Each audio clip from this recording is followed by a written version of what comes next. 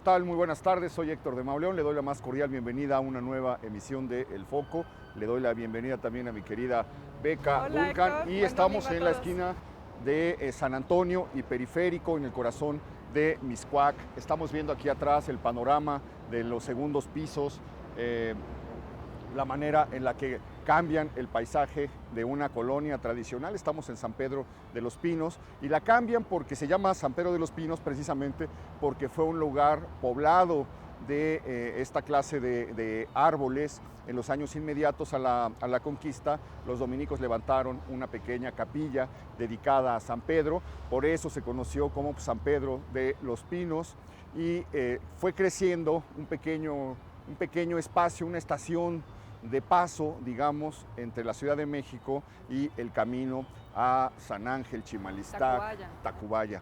Estaba la garita de San Pedro aquí, precisamente por esa razón, ¿no? La garita de San Pedro por estar contigua o próxima a la capilla dedicada a este santo. Y bueno, la colonia se conoció de ese modo, tuvo un desarrollo que quedó claramente marcado en construcciones de mediados a finales del siglo XIX, algunas de las cuales todavía se conservan y le daban un aire característico a esta parte de San Pedro de los Pinos, pero bueno, pues luego se empezó todo a transformar, ahora vemos edificios, bueno, muchas edificaciones, muchos condominios, etcétera, pero lo que transformó totalmente el espacio, bueno, comenzó en la década de los 50 con el trazo del periférico y con el trazo del viaducto.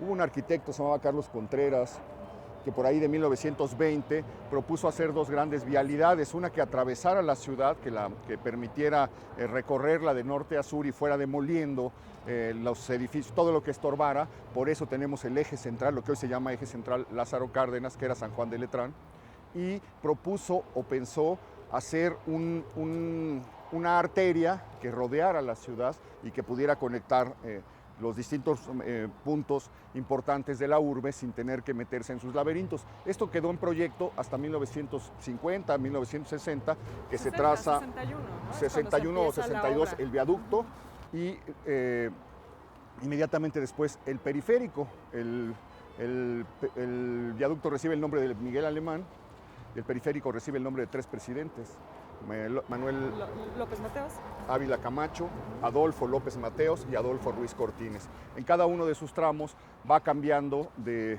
nombre y pues aquí lo vemos, aquí tenemos del lado izquierdo el trazo del segundo piso, que es una obra ya del siglo XXI, es una continuación, digamos, de esta obra demoledora del automóvil en la ciudad, y vemos cómo se alza y cómo va pasando al lugar que vamos a visitar en esta ocasión, que es el Centro Arqueológico de Mixcoac. Decíamos que estamos en el corazón de Mixcoac. Sí, así es. Y Mixcoac es, bueno, como decías, es un espacio que se va a empezar a urbanizar en el siglo XIX, pero realmente no es hasta el siglo XX, hasta 1916, que tenemos las primeras noticias de que el nombre original de esta zona era Mixcoac. Esto es gracias al historiador Francisco Fernández de Castillo, que se da cuenta en el mapa de Uppsala que esta zona tiene el nombre de Serpiente de las Nubes, que es pues Mixcoac, ese es, digamos, el toponimio, y que nos habla precisamente de la advocación que tenía este templo que vamos a visitar hoy al dios Mixcoac. Estamos en un punto antiguo de la ciudad, es un punto que tuvo un asentamiento desde el tiempo de los teotihuacanos. ¿Sí? Ya hemos pasado, fuimos a la Hacienda de los Morales recientemente, hemos caminado por Tacubaya, etcétera, y nos hemos dado cuenta más o menos de cómo era el pasado de esta zona. Como decíamos, es una zona completamente cruzada por arroyos y por ríos. Estamos cerca del río Mixcoac, que es la combinación del río Churubusco y río Magdalena. Cuando se juntan, forman este río. Y al mismo tiempo había manantiales, había una vegetación que permitía muchísimo el cultivo de los olivares. De ranchos, de haciendas, ¿no? Y con el paso del tiempo se volvieron pues grandes sembradíos, estaban los ranchos y las haciendas que fueron fraccionados para convertirse en este tipo de colonias. Hay muchas construcciones del siglo XIX, muchas de los años 20 y 30, todavía si uno se mete, es una lástima, pero tal vez aquí adelante, ¿no? mira, si caminamos un muro de ladrillo muy porfiriano. Y enfrente hay una casa muy antigua que nos va dando idea con todo esto que hemos platicado de cómo ha sido la transformación de esta colonia en la que, por cierto, nació y vivió Octavio Paz. Claro, sí. Es el lugar a donde él encuentra pues, su primer contacto, o donde tiene su primer contacto con los libros. Es la casa a la que llegaba feliz o furioso o devastado cuando salía con su novia Elena Garro y regresaba en un camión hacia esta zona. Es el lugar en donde su padre, atado al potro del alcohol, decía él, andaba en llamas hasta que muere trágicamente atropellado por un tren, arrollado por un tren. Pero mira, aquí alcanzamos a ver un muro que nos podría dar, ya se ven, están tapiadas las puertas, se ven ventanas ahí tapiadas, que fueron tapiadas, nos podría dar idea un poco de cómo era la zona. Y aquí adelante hay una construcción, esta pintada de amarillo, que pues habla también de una época de la colonia y de una época de la Ciudad de México. Si nos vamos a voltear, vemos ya el panorama. Es que es increíblemente elocuente lo que tenemos aquí a las espaldas. Vemos precisamente un basamento prehispánico, un basamento de la época mexica, y vemos atrás pues cómo va corriendo ya los tramos, las líneas del segundo piso. Es una metáfora extraordinaria de la Ciudad de México, concentra lo que ha pasado teniendo como referente un punto intermedio, digamos, que sería este momento del desarrollo de Mixcoac. Tenemos que hablar, bueno, vamos a entrar, es la zona, una de las zonas más pequeñas que hay en el país, son apenas unos cuantos de las más unos nuevas, cuantos metros. también abiertas al público. Estuvo cerrada 77 o 78 años, se acaba de abrir, comenzó a ser estudiada pues, hace casi un siglo. Sí, 1920 sería la primera excavación, ¿no? Con desde tiempos de de Gamio, sí. Desde tiempos de Gamio, de Manuel Gamio, se inicia el estudio de esta zona precisamente por el arqueólogo que nos acaba de citar Beca. Sí, Noguera, pero también hay que decir que ahora que mencionabas el periférico, también hay que recordar que el metro está muy cerca. Es un sitio que sus excavaciones también van a estar muy vinculadas al desarrollo urbano de la zona.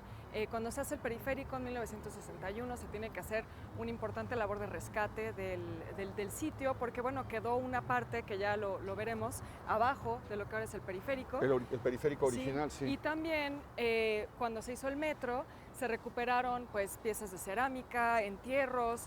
Se hizo una gran labor también de excavación a partir de las obras del metro. Entonces también es un sitio que nos habla de estas transformaciones urbanas que hemos estado platicando. Bueno, pues estamos entonces a un costado de la arteria por la que más autos pasan diariamente en el país, caminando a la orilla del centro arqueológico más pequeño de la ciudad, pero también es, si pensamos que es el Templo Mayor, que es Tlatelolco, que es Cuicuilco, que es Copilco y que es Mixcoac, estamos entonces... Y el Cerro de la Estrella. Y el Cerro de la Estrella, sí. Estamos entonces en el quinto o sexto centro arqueológico que hay en la Ciudad de México. Vamos a entrar a conocerlo, como le decía, estuvo cerrado durante 7 décadas, se acaba de abrir hace unas semanas y antes se podían hacer visitas programadas. Era muy raro entrar, porque además la otra cosa que provoca el automóvil y que provocan estas vialidades monstruosas es que uno pase al lado y que o no lo vea, sí, o que si lo alcanzas a ver te parezca inaccesible. Es decir, si tú pasas por San Antonio no te das ni siquiera tienes idea de lo que se encuentra al lado. Y cuando te metes al viaducto, pues lo que estás pensando es que no te arrolle el tráiler o que tener cuidado con el micro y no estás volteando a la derecha para ver lo que hay. De manera que no solamente es uno de los centros arqueológicos más pequeños, sino sin duda es el centro arqueológico más desconocido que hay en la ciudad. Lo vamos a conocer en esta ocasión. No se vaya, acompáñanos.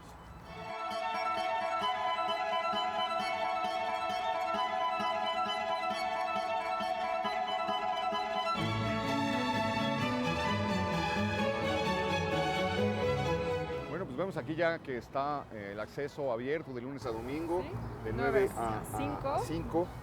Es increíble cómo siendo un lugar tan viejo sea prácticamente nuevo en la ciudad, o al menos se vive de esa manera. Le vamos a dar la bienvenida al arqueólogo Roberto Gallegos, es el encargado de este sitio arqueológico. Maestro, ¿cómo está? Gracias por recibirnos. Maestro, muchas gracias. Buenos días. Qué gustazo. Veníamos platicando, maestro, de camino hacia acá, que es muy reciente digamos, la ubicación de Mixcoac como un lugar de la ciudad, y se debe a un historiador, un cronista de la Ciudad de México, el señor Fernández del Castillo. Muy bien. Pues mire, yo lo que puedo decir de Mixcoac es que es un sitio dedicado al dios de la cacería.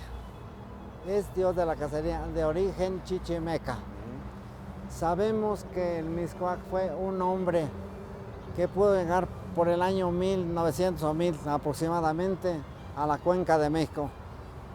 Pasó por Acolman, cerca de Teotihuacán, y ahí, como sus hombres eran cazadores, tenían fuerza en el brazo, y entonces en Acolman, el glifo de Acolman es un hombro que representa el vigor y la fuerza.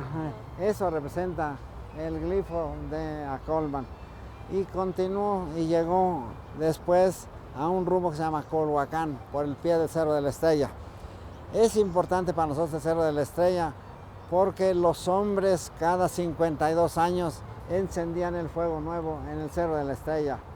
Y estuvo allí en Colhuacán y tiene un cambio cultural. Él, cuando venía del norte, era cazador-recolector, pero cuando llegó a Colhuacán se convirtió en sedentario y agricultor. Entonces ya no vivía propiamente de la cacería, sino se convirtió en agricultor. Tuvo su choza o casa habitación y después, como era un hombre cazador, le gustaba ir de un lugar a otro. Por eso se fue al Valle de Morelos, al rumbo de Tepoztlán.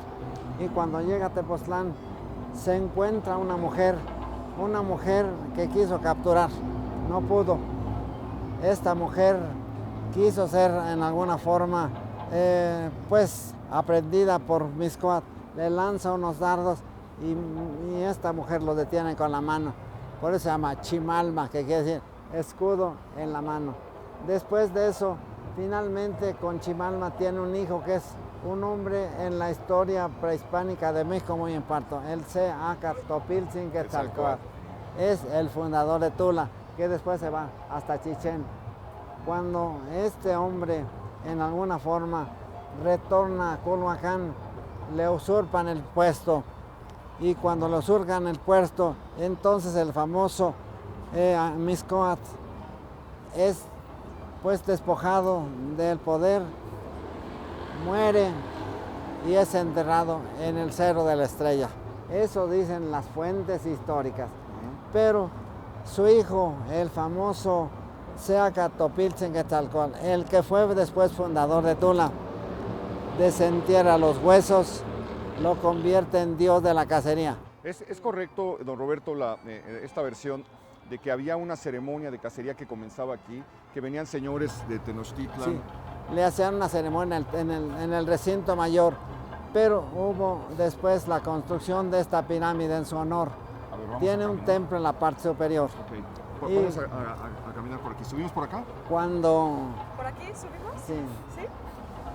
Cuando le construyen la pirámide, que es su casa, su templo, tiene un verdadero santuario. No es un lugar común y corriente, es un lugar dedicado al culto de Mixcoac. Los sitios arqueológicos en general tienen un asentamiento humano alrededor. Por eso encontramos cerámica de tipo doméstico que usan en la vida cotidiana. Pero aquí no hay cerámica doméstica, lo que quiere decir que este fue un sitio expresamente, un santuario ceremonial que le dedicaron al dios Mixcoac. Es decir, aquí no ha aparecido, como en otros lados, barros, vasijas, platos, no se ha encontrado pues, esto en este. Mire usted, nosotros lo único que hemos recogido es alguna cerámica de tipo ornamental, alguna cerámica de color rojizo. También encontramos un silbato, pero hay pocos objetos arqueológicos. Digamos, esos son objetos de uso ceremonial, lo que han encontrado, es lo que han logrado identificar. Y le voy a explicar por qué no hay objetos, porque si ustedes ven, estamos rodeados de construcciones. Claro. Y eso es un impedimento para nosotros. Arqueológicamente, cuando nosotros tenemos problemas, es porque las obras públicas nos quieren avanzar las zonas arqueológicas. Por eso ve usted que tenemos aquí, primero, hay un viaducto, un periférico, querían abrir el periférico y se habían llevado la mitad de la zona arqueológica. Ajá. Transcurrieron los años y en lugar de construir la lateral abajo, la construyeron arriba. Por eso es que usted ve el paso a desnivel arriba. Abajo, por lo tanto, queda un espacio y hay construcciones que son de tipo civil. Ahí habitaron los ahí. Quisiera hacerle otra pregunta, maestro. En 1920 el arqueólogo Eduardo Noguera interviene en la zona. ¿Cómo era? ¿Esto era un montículo cubierto de vegetación, de una especie de loma? ¿Qué había aquí en 1920? ¿Cómo llega él a trabajar aquí? ¿Se sabe eso? Pues mire, el sitio yo creo que lo conocían porque esta zona, hoy tan densamente poblada, era una lomita, era una loma sin habitar. La colonia San Pedro de los Pinos es más o menos de 30 para adelante. Antes había casitas, pero no había una densidad de población. Sí, sí. Por eso, cuando decimos 1920, seguramente el montículo sobresalía. Los montículos sobresalen porque son unas elevaciones en el terreno. Estaba cubierto de vegetación. Sí, nada más. Pero nadie le hacía caso. Es que en un sitio, en la historia hemos tenido que ver la historia del sitio. Esa historia del sitio nos muestra que se llama Mixcoac a un nombre, y ahorita vamos a ver un plano que es de 1550, se llama el mapa de Uppsala. En ese mapa Maestro, de Uppsala. antes de avanzar, me quiero detener, perdón que interrumpa, pero me llama mucho la atención estas piedras que se encuentran aquí trabajadas, Bueno. y ese rostro. Mire, estas piedras en realidad pertenecen a una cultura que debe ser del altiplano mexicano. Se ve el Pero pedernal aquella ahí. tiene puntas de proyectil. Sí. Esta tiene una serie de fechas, pero aquella tiene punta de proyectil. Ajá. La encontramos en algún sitio y se cargaron a Mixcoac. Se cargaron realmente para que nos hiciéramos responsables de las piezas, Ya. pero no sabemos realmente en la interpretación. ¿De dónde viene? Si usted- Y este rostro que está aquí, que es muy interesante Bueno, también. esa pieza también se trajo de algún otro lugar. Aquí el rostro lo hizo un albañil, no es una... La nariz así. Sí, no es un rostro prehispánico, sino que aprovechando la piedra es una bola, piedra bola. Ajá. Y simplemente lo que hizo los ojitos, la nariz y la sí, boca, sí. y La parece nariz, porque una escultura, además la nariz se ve como prehispánica. añadida. Muy bien, vamos a entrar para ver el mapa de Uppsala. Es un mapa de verdad extraordinario porque muestra el mundo. Lo interesante de este documento que vamos a ver ahorita es que no muestra el mundo español, no muestra la ciudad española. ¿Qué ruidero hay aquí? No muestra la ciudad española, la muestra como un espacio vacío, inhabitado, donde no hay seres humanos, pero sin embargo sí muestra el entorno de lo que era la Ciudad de México en los primeros años posteriores a la conquista. Es de 1540, 1550, 50, ¿no? 1550, y ahí sí vemos una actividad tremenda. Quisiera señalar, es más, se ve más claro aquí, me parece, de este lado. Son amplificaciones Ajá, del mapa del de mapa. Uppsala. Esta es. Mire nada más. Pero usted puede ver, por ejemplo, algunas de las actividades. Los hombres en la lancha, pescando el pato, más bien cazando el pato, los pescadores, es decir, los caminos, con los patos. Ahí está San Miguel Chapultepec, Acá está. sí, San Miguel Aquí está Chapultepec, Tacubaya, a el Atépetl Tacubaya. de Tacubaya. Eso aparece en el mapa de Uppsala, pero se hicieron amplificaciones para que la persona se dé una idea. Nosotros no tenemos documentos escritos fácilmente, pero este es muy entendible porque tiene figuras. Y como tiene figuras, interpretamos las figuras a través de esto. Pero este mapa es de 1550, se llama el mapa de Uppsala. Y es gracias a este Uppsala mapa que es- sabemos que Mixcoac se llamaba Mixcoac, Sí, ¿no? aquí aparece propiamente este triangulito, muestra a una serpiente propiamente con su nube. Eso es Mixcoac. Coatl es serpiente, Mixqui es nube, Mixqui. serpiente de nube. En el caso del mapa de Uppsala, es un documento histórico de aproximadamente de 1550, Sí, sí. es decir, 30 años después de la conquista. 30 años después de la conquista es un periodo muy corto, Por eso usted va a encontrar que con relación con el centro, es la Ciudad de México para 1550. Y usted ve Tlatelolco aquí en proporción muy grande, Ajá, lo que indica que la persona que tenía intención le marcó más interés a Tlatelolco que al resto de que a la ciudad. No, es bueno, se cree que es un alumno del Colegio de Aquí Santiago está, Tlatelolco, mira. porque le da una relevancia mayor a la catedral. Mucho detalle. Pero hay un detalle muy interesante, y es que la Ciudad de Sí, México la se ve ciudad. vacía, deshabitada, sin gente, sin actividades, algo ajeno a la persona que lo Y pintó, sobre todo porque si uno es se fija... importante, es muy importante para nosotros, por ejemplo, el agua. El agua Ajá. sigue siendo un problema para la Ciudad de México, pero tenemos que para 1550 hay una sede de nacimientos de agua por varias partes. Y si usted ve, también hay caminos y hay lugares. Este es el convento de Santa Fe, Ajá, el claro. convento de Santa Fe que está hasta arriba. Pero si usted ve, hay una serie de construcciones, caminos, es decir, había una serie de caminos que cruzaban por lo que hoy llamamos Ciudad de México, Cuenca de México, y en alguna forma establecen la presencia de bosques, de agua, de nacimientos de agua. Pero también usted observa que hay animales. Sí. Estos animales, estos cuadrúpedos no son americanos, Claro. se vienen con la conquista. Hay vacas, cerdos, aves que vienen. Son realmente el repoblamiento que hacen de estos animales. Como tienen interés económico en estos animales, se reproducen. Por eso vamos a encontrar. Pero también encuentra usted en los caminos algunas personas que van cargando los bultos que todavía usted ve que cargan. Y en algunos casos usted ve, aquí mire, aquí vienen cargando sus bultos. Ahí van cargando, van por un camino.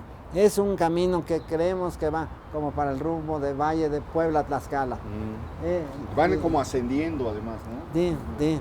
Aquí, Van y subiendo. luego también tomamos en cuenta la serie de caminos, algunos más anchos, otros más sencillos, pero sí están mostrando que existe una serie. Este es el lago de Zumpango. Se había reducido el lago a partir de la conquista, se descuidaron muchos aspectos y el lago pierde su extensión y entonces se reduce. Entonces por eso ve usted el lago. Es una visión que tienen seguramente alumnos del Colegio de Sí. la Santa Cruz de Tlatelolco.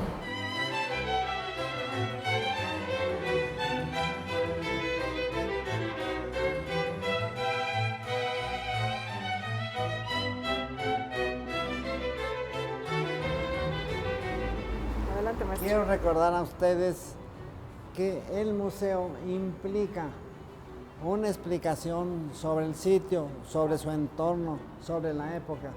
Los museos, por lo tanto, tienen un contenido que llamamos contenido museográfico. Si nosotros vemos, esa es una etapa de Tenochtitlan en el momento de la conquista española. Se ve el recinto mayor, Tlatelolco, los volcanes, el lago. Es decir, es una reconstrucción. Los artistas son creadores y como crean, también de acuerdo como ellos piensan y ven las cosas, así las plasman. En el caso de la Cuenca de México, vemos el lago, también vemos la extensión del lago. Pero les recuerdo que hay obras hidráulicas importantes en la Cuenca de México. El Albarradón. Por ejemplo, entre lo que es la villa y Iztapalapa, construyeron un muro, se llamó, los españoles le llamaron el Albarradón. El Albarradón.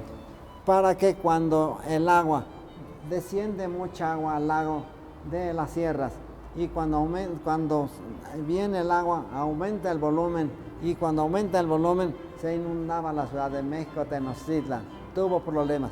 Por eso vemos el Albarradón. También vemos las calzadas, la calzada de Tepeyac, la calzada de Iztapalapa, la calzada de Tlacopan, y todas coinciden con el recinto mayor. Es decir, hay una forma de planificación. Esto es propiamente la Plaza del Volador, pero aquí están todos los edificios importantes. Claro, interesante que en el mapa de Uppsala se aprecia el Albarradón y se ve los que están en las barcas recorriéndolos.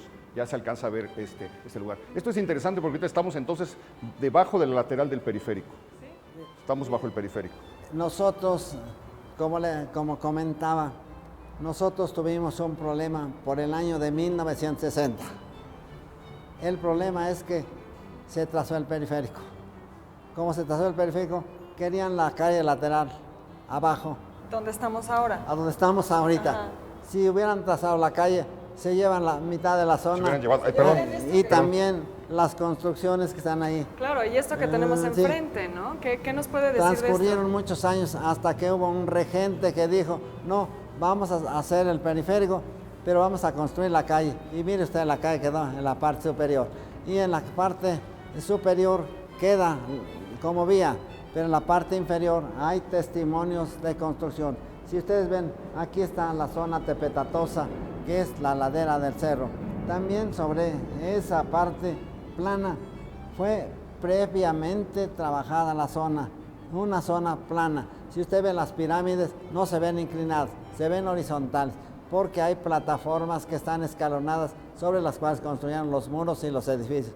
Y en este caso, en la última etapa de este sitio, hubieron construcciones que creemos son de adobe, otros usan piedra, es decir, el material que tuvieron a la mano les sirvió para construir.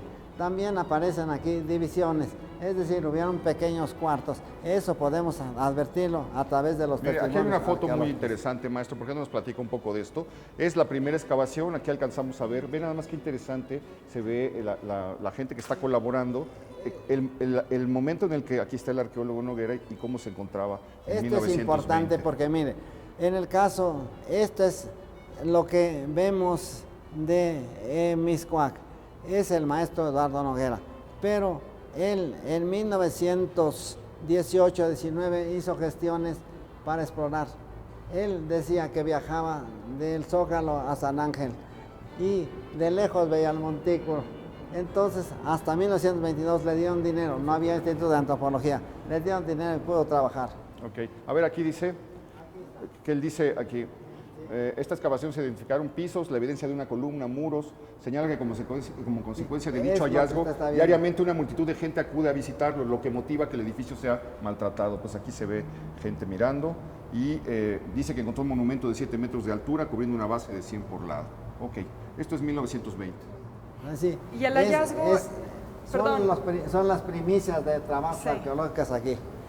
¿Y el hallazgo que tenemos aquí es a partir del periférico o cuándo lo encuentran? Lo que nosotros hemos hecho es preservar lo que encontramos. Una parte importante para nosotros es preservar los monumentos y los consolidamos, a veces restauran, se deja lo que encontramos. Si ustedes ven, no hay un muro precisamente definido, pero lo que sí podemos advertir es que estos muros no eran simplemente sencillos, sino tenían un aplanado de barro. Por eso se protegían con el aplanado de barro. No hay aplanado de estuco, que es mezcla de cal y arena, es simplemente barro. Esos son aspectos fundamentales en las construcciones. Y tomamos en cuenta, esta es la construcción antigua, pero como es una construcción antigua, para construir tuvieron que usar piedras bolas, piedra de río, y después las construcciones últimas tienen piedra negra, es decir, piedra que corresponde a los que nosotros llamamos zona volcánica de San Ángel. Esto es muy interesante, estas dos imágenes. Aquí se ve el puente, se ve cómo era el centro arqueológico, y aquí se ve una excavación. ¿De qué año es esto? ¿De qué momento nos está hablando aquí? Sí, eso permite ver que el trabajo, hay que ir en alguna forma coordinando y combinando el trabajo arqueológico con las obras. Esta es la construcción del periférico, lo que estamos viendo en los años 1961. 60, sí. Y esto permite ver lo que propiamente es un cajón del metro, y como cajón en alguna forma se delimita el espacio. A los lados se ven parte de los testimonios que corresponderían a las construcciones, a las calles actuales. Estos aspectos son los que ustedes están viendo aquí. La calle, las avenidas, la zona, esta es la zona arqueológica, y la zona arqueológica queda verdaderamente ahogada en todas las construcciones. Nos modernas. cuenta el maestro que el periférico, entonces la construcción del periférico afectó el centro arqueológico. Por ahí leí que durante los Juegos Olímpicos se destinó unos recursos para su conservación. Mire usted, en los Juegos Olímpicos se dio mucha más importancia a la zona que se llama Villa Olímpica por el rumbo de Cuicuilco.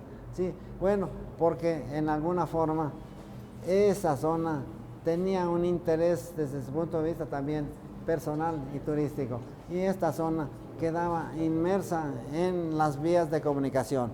Pero si observan ustedes, esto fue parte de una destrucción intencional que se hizo porque impedía el paso y para evitar que obstruyera, se cortó el piso Ya. y se cortó. Maestro, una pregunta, ¿por qué el recubrimiento de adobe? ¿Qué uso creen que tenía esta Bueno, construcción? allá como usted ve, no hay piedra. Sí, Si no hay piedra hay adobe, no hay tierra, hay simplemente adobe. En otros casos también se ve las construcciones.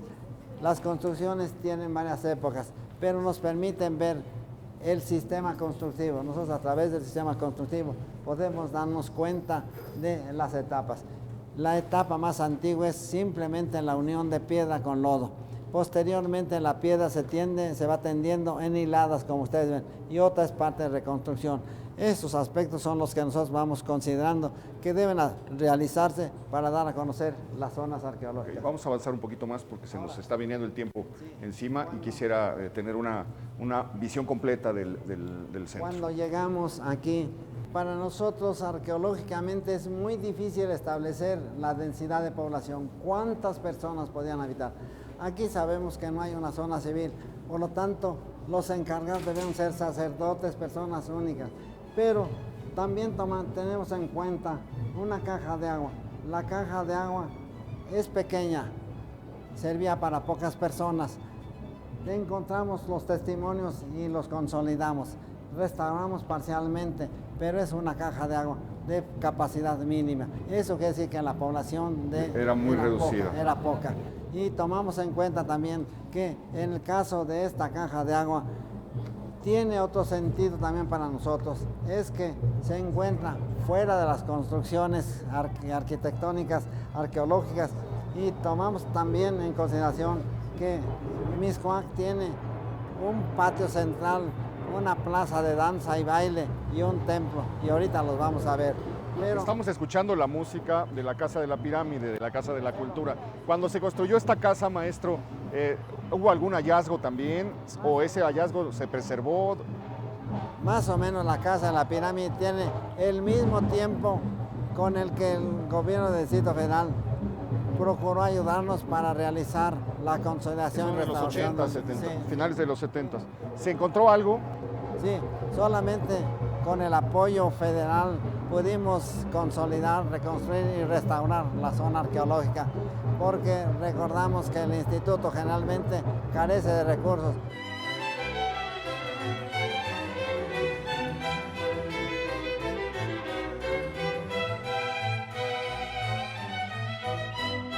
Nos vamos acercando. Aquí vemos, maestro, que encontramos un Este es conjunto. un plano sintetizado de lo que es la zona arqueológica. Ok. Nosotros nos encontramos en la parte inferior, pero es importante su patio. Todas las construcciones prehispánicas siempre tienen un patio. Vamos a conocerlo, ¿no? Alrededor de eso vamos a ver cuál es la distribución de las construcciones. En primera, para poder acceder se tuvo que arreglar los escalones porque no había escalera, pero se salvó el nivel y hay muros que no sabemos cuál es su función. Sin embargo, sí tenemos aquí un patio. A ver, esto vendría siendo el patio central del conjunto arquitectónico, el patio central. El patio, ese es el patio. Pero hemos procurado dejar el estuco abajo porque si lo hiciéramos que saliera, se destruiría fácilmente. Mejor dejamos el Entonces, pasto. debajo del pasto hay estuco. Sí, abajo está el piso y tenemos una distribución de construcciones. Ahí está la pirámide, que es la pirámide de Mixcoac. Ahí hay unos cuartitos. Esos cuartitos creemos que por su tamaño solamente servían para que las personas pudieran cambiar su atuendo, los sacerdotes, los bailantes, y eso permitía que en alguna forma, aquí nos hace falta la escalera que permita entender por qué venían aquí. Ahí debe tener escalera. Esa es una plataforma, no hay construcciones, pero tiene un piso de estuco. De estuco. Eso nos permite inferir que fue el área de danza y baile en honor del dios Mixcoac. Ok. Vamos Entonces, a ver. recapitulando un poco, maestro, entonces vamos a imaginarnos. Es una ceremonia dedicada a la cacería.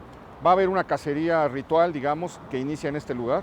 Cacería en general, en un general. mes, el mes que se llamaba el mes Quecholi, Ah, el Quecholi. 13º mes Ok. También hemos encontrado una relación. El mes quechol iba a finales del mes de octubre e inicios del mes de noviembre. Si usted recuerda la festividad de muertos, Sí. Claro. es más o menos en los esas días, fechas. primeros días de noviembre.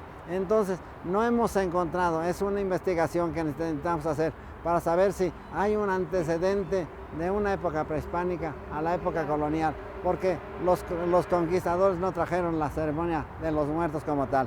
Vamos a subir y entonces encontramos que existe un espacio amplio. Ese espacio amplio también se puede ver un color blanquecino, un poco color más oscuro. Claro. Hay cambios. Eso quiere decir que esto fue un lugar destinado a la danza y al baile, pero también con el uso tiene deterioros y por eso hay una superposición de pisos. Esos pisos están indicando la continuidad que tuvo A lo largo de mucho sí, tiempo. Sí, eso.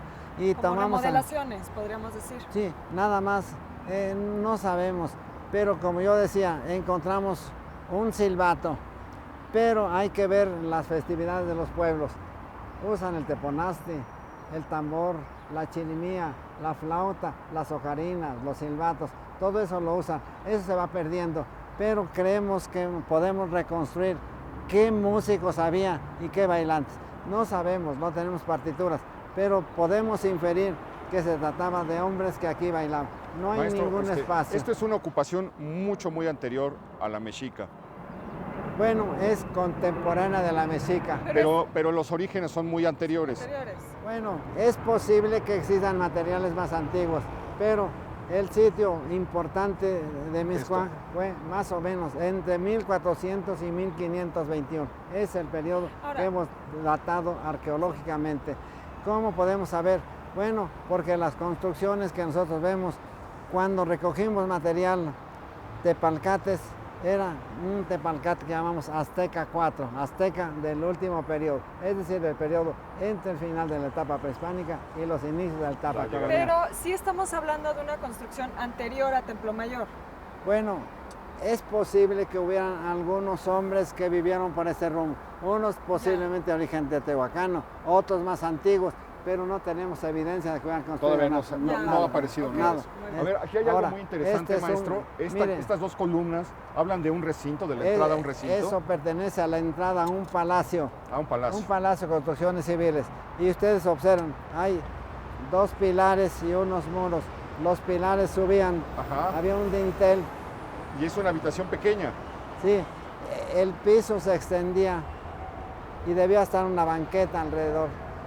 Hay un patio interior con distribución de salas o aposentos alrededor. Tenemos solamente los testimonios de algunas construcciones que tuvo, pero si advertimos, existen un desnivel en la parte del frente y un mayor nivel en la parte superior. Eso indica las construcciones que tuvo este edificio. Aquí entrando, digamos, sería la entrada a un pequeño La palacio, habría un piso de estuco. Una Esto es banqueta, otro una patio. banqueta y las construcciones. Estamos frente a otro patio rodeado de construcciones. Yo creo que en el lado norte y en el lado sur. El lado este está la entrada, no hay. Ajá. Y aquel lado termina la construcción, tampoco hay nada. Entonces solo acá y acá. Nada más. El lado Y lo que norte encontramos y el- abajo por donde Sí. pasamos ahorita, Sí, que está sí. abajo Ahora, del periférico, ¿qué habría ahí? ¿Qué parte serían esos muros de este conjunto? como usted ve, existe un área destinada al culto religioso de Mixcoac. Pocas personas, no eran muchas. Yo creo que no hay cerámica doméstica, es decir, no hay habitantes. Esas personas serían danzantes, sacerdotes, ¿qué serían? No se Sí, sabe. y los ¿Algún danzantes, gobernante, Danzantes. quizá? nada más. Ok. Y venían, y la festividad se hacía en el mes de Quecholi, el Quecholi. 13º mes. Que es casi acabando, ¿no? Sí, y luego de aquí se iban a un cerro que ustedes conocen, se llama el Mazaltepe, yo le llaman Cerro del Judío. Y del Cerro del Judío, dicen las fuentes históricas que el hombre cazaba venados. Mazatl es venado. Sí, sí, el venado era una pieza importante. De ahí, del Mazaltepe, se iban a otro edificio que ahí está donde el periférico se llama el Zacaltepet. Ahí hay otra construcción, tampoco es habitacional, es un edificio. Es decir, nosotros hemos ido reconstruyendo paulatinamente la ubicación de sitios y el destino que tenía.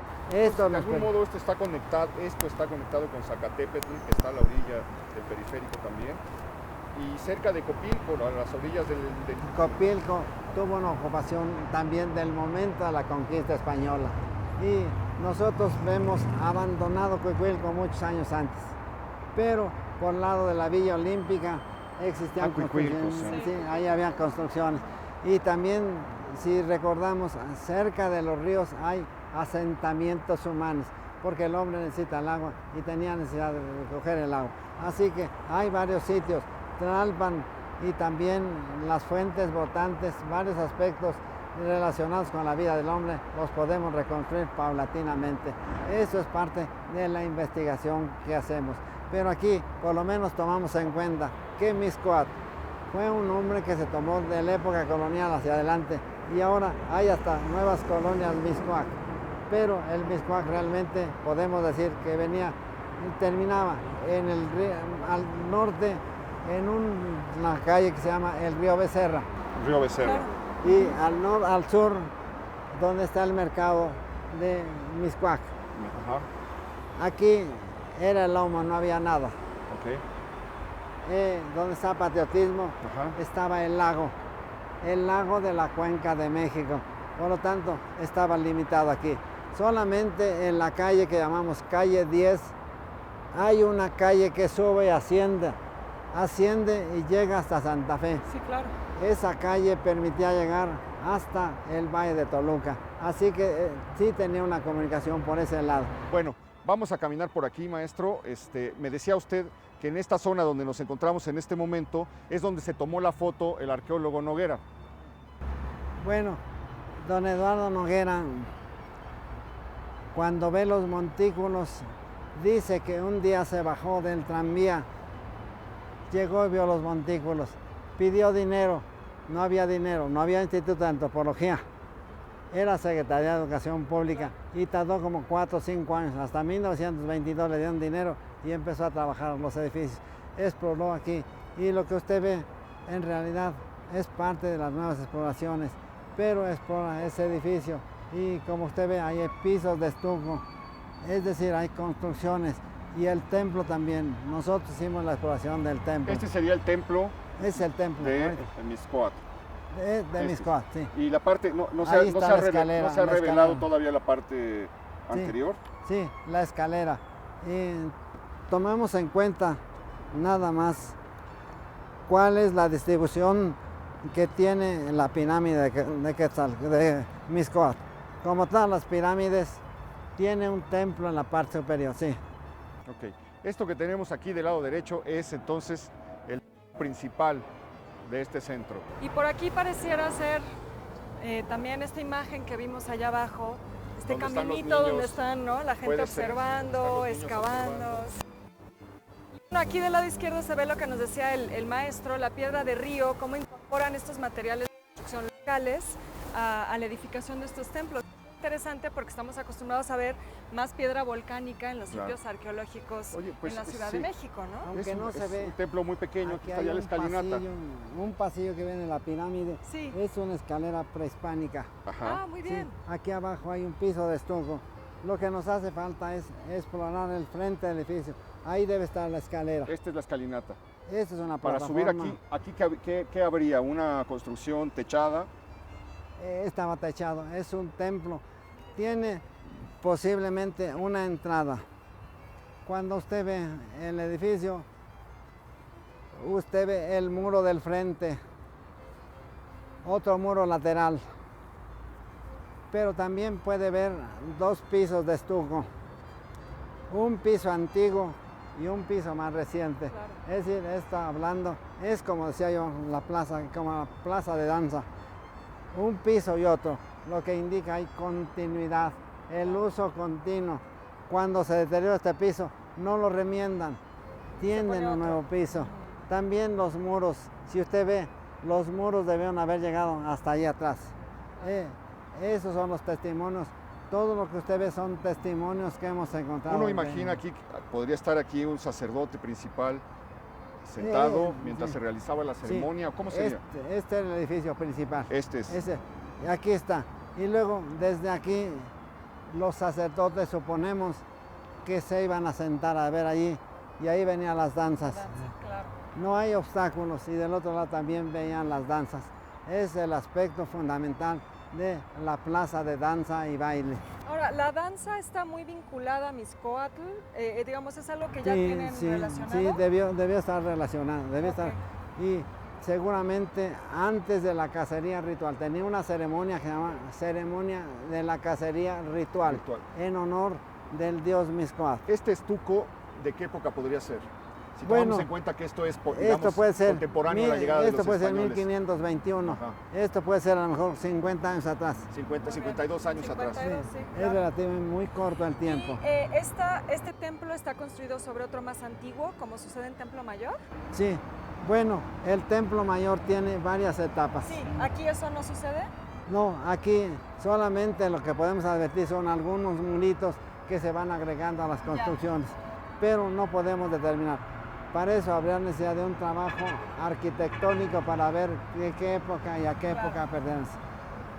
Oiga, pues es increíble porque vemos el ayer y hoy, desde aquí el silencio de estas piedras con el estruendo de los que pasan por el puente. Observaba Beca muy atinadamente que todavía quedan por aquí algunos de los pinos que le dieron el nombre a la Poquitos, colonia. Pero ahí están. unos cuantos, y justo sombreando de alguna manera la zona arqueológica. ¿Qué falta para restaurar esto, maestro? Dinero, me imagino. Es dinero.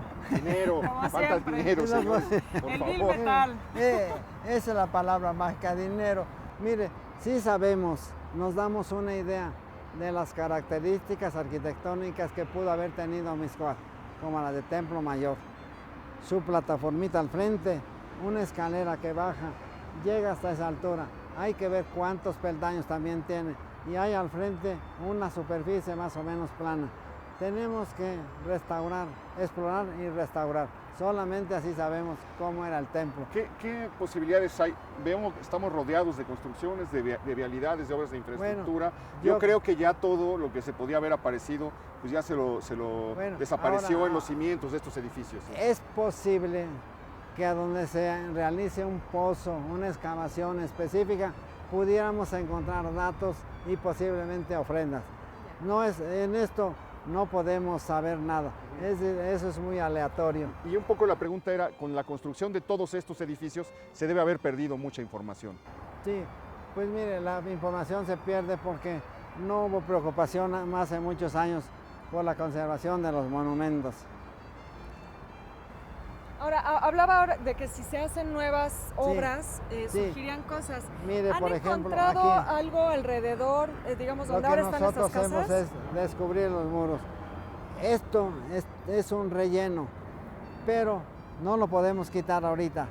Pero en su momento lo vamos a quitar. Este es un relleno prehispánico, es decir, lo hicieron ahí con... Sí, porque se desprendió del muro. Si usted recuerda, todos los muros de casas que se caen traen consigo una acumulación de material. Y esto es acumulación de material. Y este es el espacio donde decía que se utilizaría para que los sacerdotes se cambien de atuendo. Y mire, aquí hay un cuartito. Ajá, sí. Muy pequeño. Es la entrada, muy pequeña, de tipo habitacional no es. Pero aquí había sacerdotes, danzantes. Creemos que este cuartito y otros servían para que las personas se cambiaran de atuendo, de vestido. Aquí venía. Y si usted ve, hay hasta una salida de agua. Esa es una salida de agua. Ahí a lo mejor se lavaban, no sé. Pero existen ciertas construcciones que se infiere para qué pudieron haber sido utilizadas. Pues ahora, ojalá se abrieran recursos para seguir explorando este centro que, siendo tan antiguo como lo decíamos al principio, parece tan nuevo, puesto que se acaba de abrir al público. Desde luego esto va a generar algunos ingresos. La intención, mire, usted toca un tema que ha sido álgido. El tema es que las personas que viven en la colonia San Pedro de los Pinos ni siquiera se dan cuenta que tiene una zona arqueológica. Claro. Bueno, pues es una extraordinaria oportunidad para descubrirla, para visitarla, para conocerla, para palpar el ayer y hoy de esta gran ciudad. Llegamos al final de nuestro recorrido. Maestro, no sabe cómo le agradezco. Le agradezco a nuestro Su Cari. generosidad, Muchas sus Qué bueno, conocimientos. gracias por todo. Gracias, mi querida Gracias, Beca. Héctor. Gracias por habernos acompañado. Espero que haya sido provechoso.